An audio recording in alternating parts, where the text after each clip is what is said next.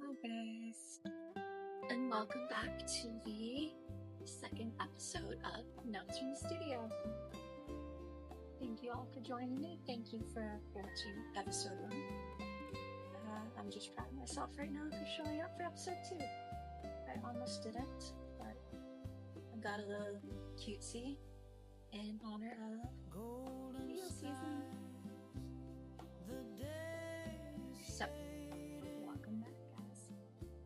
Alright, so a little recap on Notes from the Studio. Again, Notes from the Studio is going to be a place where I come back at least once a week to recap with you some wins, some challenges, just some things that are on my mind. So if you are into art, business, creativity, building a meaningful life, stick around.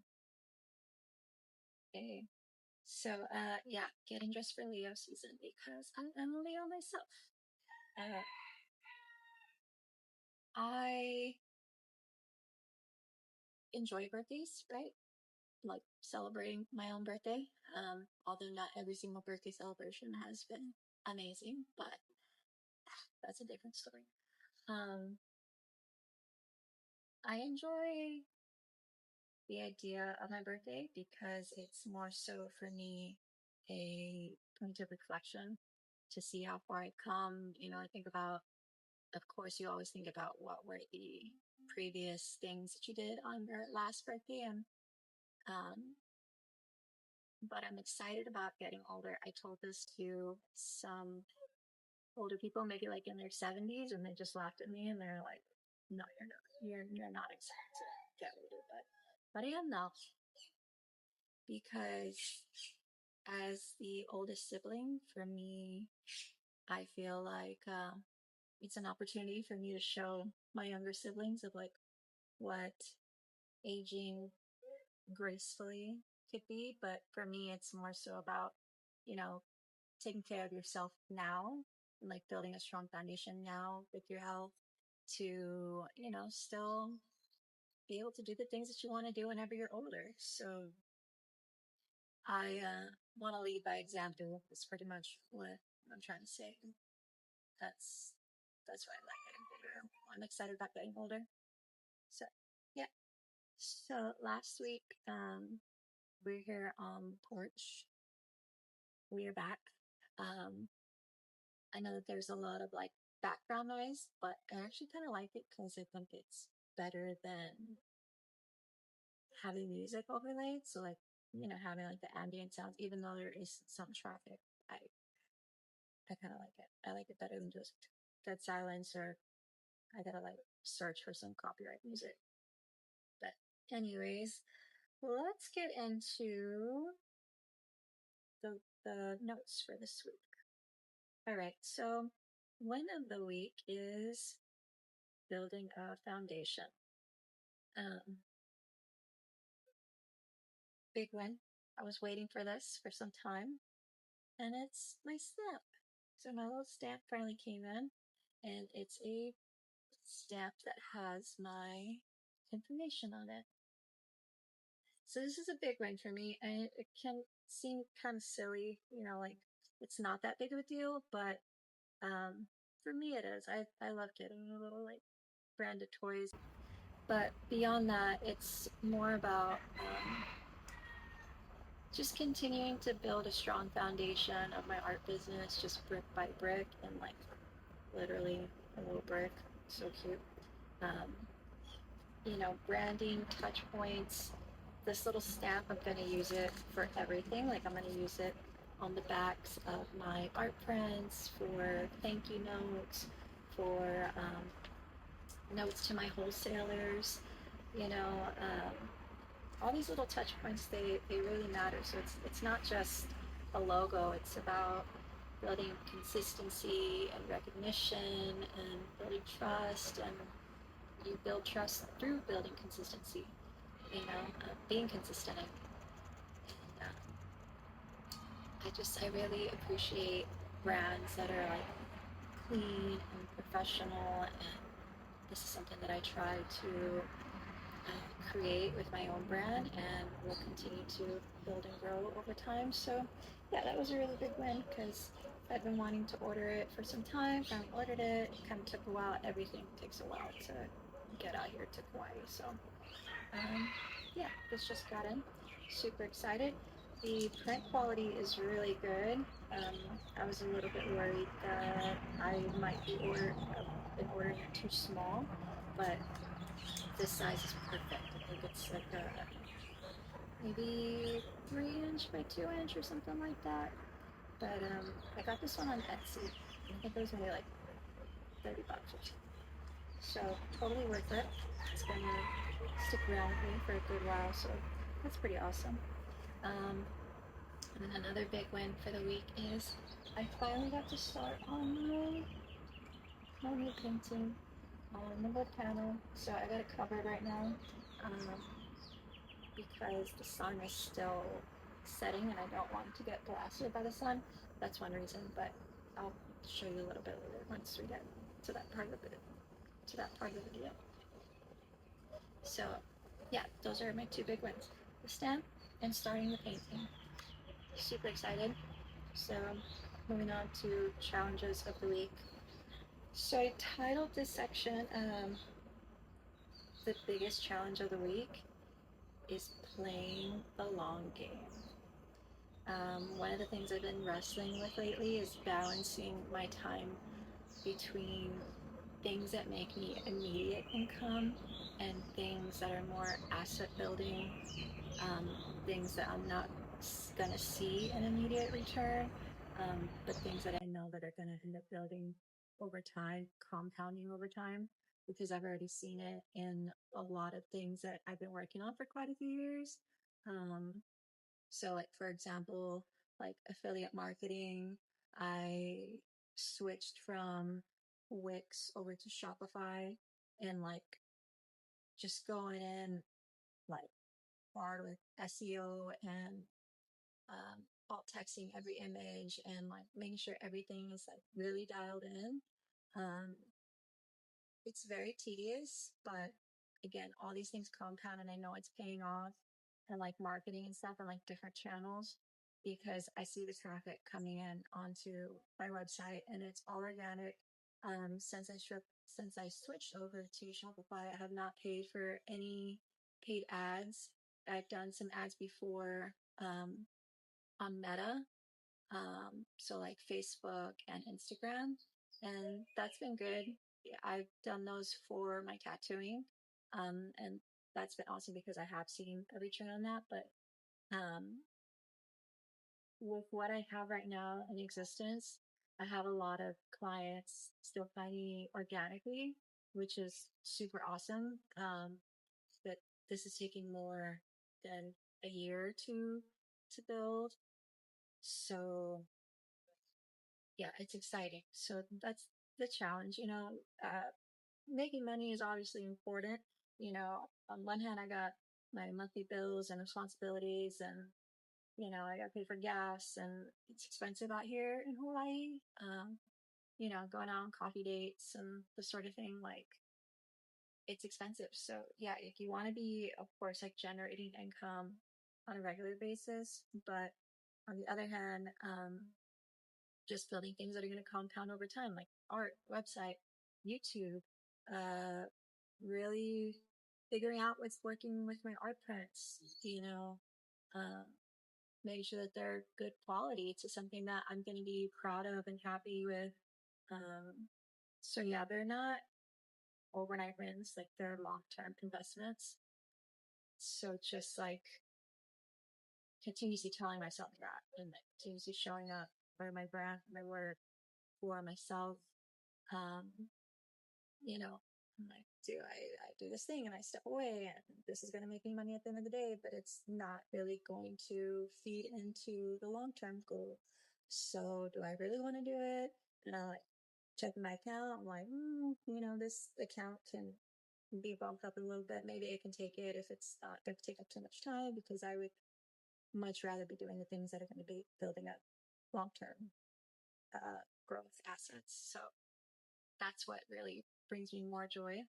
Um, so yeah, it's a lot of learning. Progress is sometimes very quiet.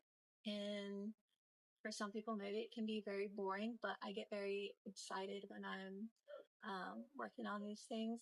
I would honestly prefer to not be working on these things, but because right now I don't have any like virtual assistants or anything like that, like it's all me doing everything from like the website to the marketing to photographing my work to editing the content to publishing it to SEO to checking the metrics to reading the data to like making sure the next thing's good and making everything like at least arguably 1% better than the last. So yeah, mosquitoes are coming up.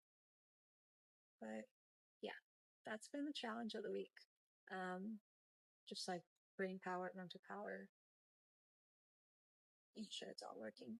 And I'm putting my energy into the right things that are gonna propel me forward in the long term. So yeah. All right. Next, what I'm listening to. So last week I shared with you a podcast that I like to listen to regularly, which is the Taoism or Words of Wisdom. This week I listened to a audiobook that was suggested to me on my Spotify. So the name of that is called Feminine Energy and Money by Vivienne. Um, so yeah, I listened to it. It's a pretty short audiobook listen to. It's maybe like 2 hours or so. So I just listen to it like in commute and then while I'm painting in the morning, like making coffee or whatever, right? But one of my honest feedback reviews on it is the audio book is a little bit hard to listen to because it's read by like an AI narrator, so it sounds real robotic. It's a little bit distracting, but I guess if you can get past that and just listen to the content objectively, it's a fun read. So it's feminine energy and money, and the chapter in particular that I really liked was chapter 4, where they talk about embodying abundance. Um, so now I'm not someone who like reads these sort of books like looking for answers. I just really like to enjoy listening to other perspectives and like kind of just picking and choosing what serves me, what doesn't, and then if there's something controversial, I don't like let myself get rambled up and dump shit essentially, like emotions that are gonna make me spiral. So yeah, I just enjoy exposing myself to different perspectives. Um, so let me see my notes for it. So yeah, so one thing that really resonated with me, of course, is like the idea of abundance. Um, that it's not something that you magically stumbled upon. It's the energy that you create within yourself and outwards, and then you get like this flow cycle, right? Sounds a little woo. Not everybody's into it. That's fine. You don't have to be into it. But I do like typing into like divine energies every so often. Like I said, I'm a Leo. It's Leo season. I think I definitely used to be more so into horoscopes whenever I was younger, but I don't like follow that stuff really ever. On occasion, maybe I'll like click on a tarot card reader or something on YouTube just for fun, but I'm not like following it and watching it because like it's just something fun. The aesthetic, the vibe, the history is more interesting to that the actual modern day readings and whatnot. But yeah, so paying attention to your thoughts, to the way that you speak to yourself, always, right? Um, and the energy, I guess what I'm trying to say is like the energy that I carry within myself is the energy that I carry into my artwork. And just listening to these things said in that way, in that perspective, it's just like it's a nice reminder to make sure that like my daily rituals and things that I'm doing in my day-to-day life are feeding my soul in a positive way because that all infers my artwork. And when I was younger, I used to paint things that are a little bit darker in nature. And I'm pretty sure my mom was like happy about that teenage punk phase or whatever, right? But I definitely paint happier things down and things that are more beautiful because when I was painting things that were darker, it was definitely for myself and more so art therapy, but there were people that saw that artwork that I was making during that time. And I noticed the types of personalities that it attracted. And I felt like once I created that artwork and got it out of my system, that energy still continued to, you know, conjure around me. And I didn't like that. I didn't want that. And so it's just from life experiences, like understanding like, okay, like there's a real energy and attraction to what I'm putting out in the world. And so knowing that that is not a place where I wanted to continue to live, I have made the conscious effort to just paint things that are more uplifting and healing and things that I want to live with and things that I'm okay with, you know, reflecting on every day. Um, Such as like nature and wildlife and divine devotion and love and just themes that are just gonna like really uplift me. I don't want to feel like there's a rock just holding me down all the time. Like that's not a good feeling for me. It's not a good place to live. But that's not to say that I don't like dark academia type paintings. Like I love gothic work. I love dark style work. But for myself right now, because it's work that I know I'm going to be exhibiting or submitting to shows or creating prints and reproductions. Um, I just want to push out beauty and positivity, and it all starts with me and what I surround myself with, and beautiful things, beautiful little things in my life. And that carries out into my work, and then my work leaves me and it goes out into the world. That it's just the chain, you know, and they're like, oh, well, who made this, right? And it all comes back to me and they're like, oh, that's created XYZ, whatever, right? Regardless if it's something good or not. But yeah, I really like that chapter. And that's what I've been listening to. So, um, I definitely tend to create from an emotional state. And if my emotions are wrecked, um, that shows up in painting. Um, I feel like forensic scientists, whenever they go back and they like read someone's handwriting, their penmanship, it can say a lot about like their nervous system and how they're feeling at that point in time. Um, you know, someone's erratic or they're in a hurry and a rush, right? Like it shows up quite plainly in their writing. And I feel like the same thing is true in brushstrokes and the approach and the intention um, behind the work. So I like to be in a good emotional state. I like my dishes washed. I like my bed made. I like the floor swept. I like the room temperature to be a nice room temperature. I love hearing birds singing. I love being surrounded by green. Like that's a really big value for me, for my soul, something that I need. Um, so yeah, just surrounding myself by abundance and not just abundance of financial value, but abundance of beauty and beauty, not just in the sense of things that are vain and manufactured by man, but just the natural, the little things. Like this would make me so happy. She's grown so much. So cute. Little babies. Yeah, so I create these little rituals, like I said, like making my bed, lighting a candle, just making sure things are like good in my area. Things are, not necessarily spick and span. I wish they were. Maybe eventually later at some point I can hire some help. But if, I could just put in a bunch of time into doing that, but then I wouldn't paint. So, but I do need my area nice and clean because that, it just helps me, it just helps me feel more present. So, yeah. So I've been asking myself, what kind of environment am I creating that's going to help me thrive creatively? That was my big question takeaway from that chapter. And I'm like, well, I'm already kind of doing those things, but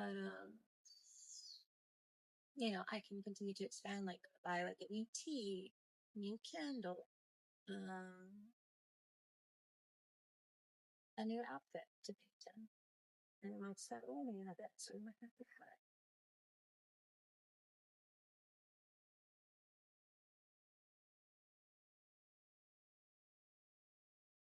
Okay, let's try this again. Because the rain came in once, at least twice. And I think if it tries to drizzle again, I'm just going to report to it. So we're back. Where was I? Okay, I'm just going to go jump into what I'm creating because now we are losing daylight and I want to be able to show you my painting. So I'm painting the Honu, the sea turtle, the Pacific green sea turtle.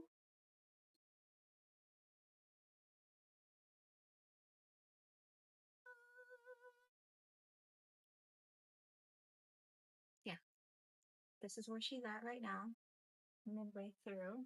Just a little messy. But yeah, I'm happy with how it's coming along so far. So of course I still have to paint in all the cells and the flippers, finish painting out the coral that's coming up down here, the top surface of the water. I'm still gonna do some brighter strokes of sunlight showing through. Right now it's just directional for me to see um, the direction of the sunlight. And then I'm gonna do like a little school fish behind him, so they're like more depth and more perspective. But yeah, so I haven't painted on a wood panel probably since I lived in Bali in like 2019 or so. But yeah, it feels really good to get back to painting on wood panel again. So I am using a bit of a different approach than what I had before. And so my watercolor and tattooing is really informing how I'm approaching this painting in the sense that with watercolor, it's a lot of thin layers. And so that's what I'm doing with my acrylic paints.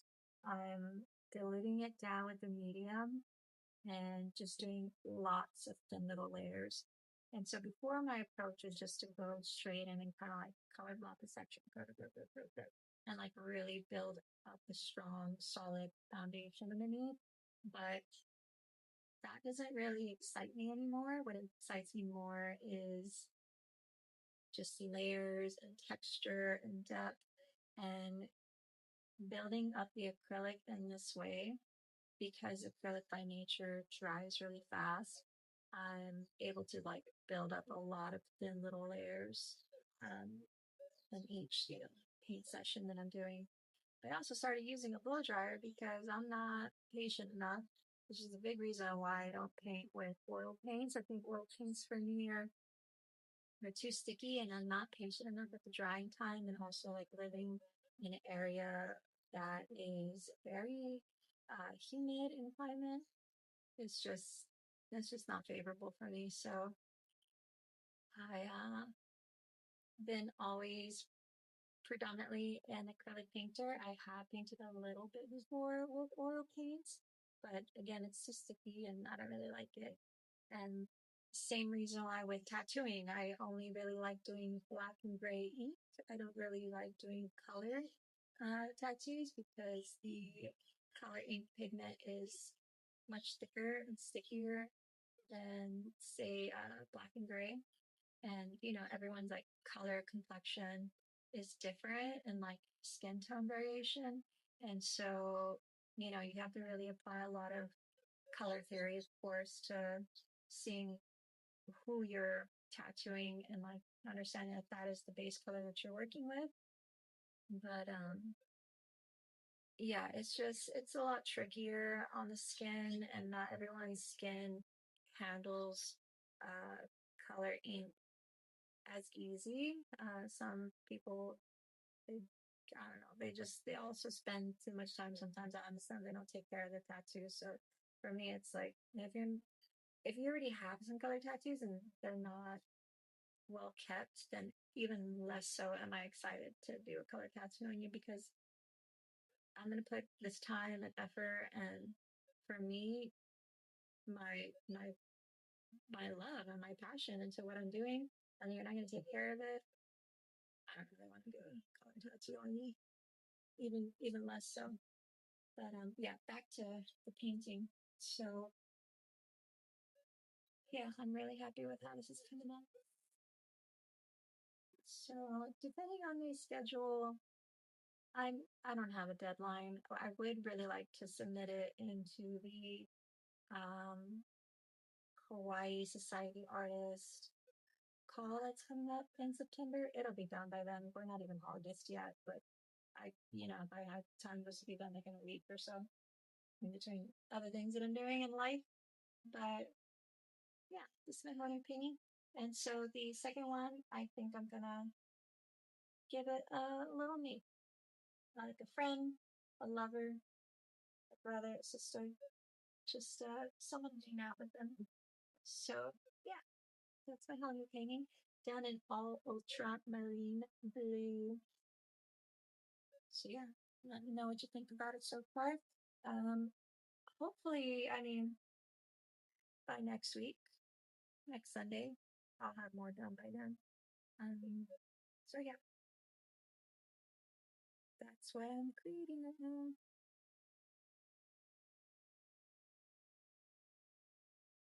Reflection. Reflection. Starting before you're ready. So this isn't something that I'm not only thinking about this week. This is something that I'm thinking about quite often. Um, Starting before I'm ready. So like rather in my business or my artwork or video or YouTube, whatever the case may be. Um, Applying for an opportunity. I've been like applying to grants. I sometimes I feel like I don't know exactly what I'm doing, but I'll figure it out, and I'm still learning. So that's an example of starting before I'm ready. Um, I don't necessarily have the body of work currently that I want to be submitting. What I know is going to be a stronger body of work is in the works. But yeah, applying to grants is something that I just started doing kind of in the last like 2 months or so. But yeah, so starting before I'm ready. Um, I can and tend to be, could be a bit of a perfectionist, but I've really dialed back on that as of lately, because it can really be a bottleneck into moving forward in life. And, you know, I want to move a lot faster, and I'm not trying to slow down. So, yeah, so I'm trying to just not be such a perfectionist. Um, Perfection, I feel like, comes from, not even perfection comes from repetition, but just the experiences. So like everything teaches you something. So like the painting teaches you something. The video that I uploaded last week taught me something. The conversations that I have with people who I look up to, either in painting or in art or in business, um, those conversations teach me something. So yeah, it all builds confidence, and confidence is something that is I guess, burned um, afterwards, after you've been doing these things. Confidence is a byproduct of the of your doing. It's not something that you can read about in a book and then all of a sudden you're confident. Like it takes you doing these things to make you feel confident. So, um, yeah, and I'm only going to feel confident if I start doing things that I felt like I wasn't necessarily ready for. So, yeah, run fast, break things. I'm willing to learn something. So, yeah, experiment, win, fail, and keep going on anyways. Okay, last segment is my current favorite, which is, do I have it after? So, GAC 100. This is my favorite of the week. If you don't paint, uh, you're probably like, what the hell is that? That doesn't mean shit to me. But yeah, if you're not a painter, this probably doesn't look exciting. So sorry about that. But for me, this is very exciting. So what this is, it is a acrylic primer and extender. I have been using this, mixing it in with my acrylic paints, putting a little bit of drops. Um, the way that it's been drying too, I like the texture of it. At the very end of this painting, I'm probably going to do a matte varnish because I don't want any light to catch on it. You know, in this photograph, it ends up getting these glares and stuff, which is not nice. But back to this.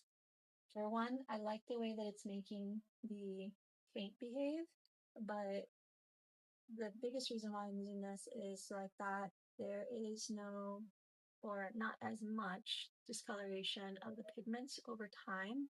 So I'm definitely more interested as of late in like not taking shortcuts.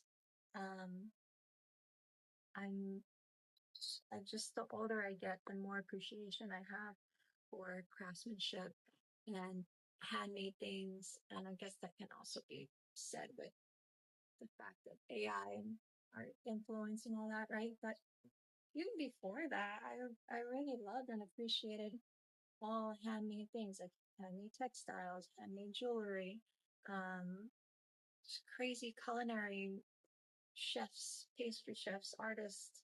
Um, so yeah, like with painting, the longevity of the work is very important. And so this helps maintain the color in the paint over time. It's not going to yellow. It's not going to fade. Um, part of the art collector's care. Experienced art collectors know this to not expose artwork to direct sunlight. But for those people who are maybe less experienced with collecting fine art, like if you're collecting fine art, you're investing in the artwork and you want to make sure that your investment is taken care of. And it's a very simple practice, but it's very often overlooked. Same thing like with tattooing. Like the sun bleaches out everything. It burns your skin. It bleaches out color. You see it in paint and cars. You see it in murals. You see it in billboards. See it in paint. Like it's all pigment. It's all the same thing. And so this, in theory and practice, hopefully in another 100 years, it's still looking really nice and vibrant. So this is my favorite of the week, again, because I am using it to, I'm using it to glaze. So building up those thin layers like I would with watercolor, but I approach using that technique with acrylic. So glazing is something more so known with oil painting, acrylic painters. I feel like I guess more so for the ones that I follow and look at, they paint more so like super flat. Um, so like glazing isn't really a thing, but yeah, it's fun to play with Death 100. Sorry, it's nothing fancy or glamorous, but if you are a painter, try this puppy out. You don't need a whole lot. You don't want to overdo it. Just try out a few drips and mix it through with your palette knife, like nice and even throughout the whole thing before applying it. I am using this with another medium. The other medium I'm using is a little bit more jelly-like, and I noticed it was kind of like slipping off of the wood panel. So I kind of dialed it back with that medium. So it's a science, so you're making like a little paint cocktail that you're painting with, but through intuition and seeing what your style is and what you like and what's working for you, you can really know that unless you're actually using it. So again, we can talk about things in theory, you can read it in a book, but once you're actually using it and applying it for yourself, then you gotta understand how to use it and where it works. So yeah, guys, thank you for joining me in episode 2 of Notes from the Studio. Remember to keep creating, live with intention, and start doing things before you're ready. So you never know what those things are going to build. For sure, they're going to build confidence. So just have at it. All right, guys. See you next week.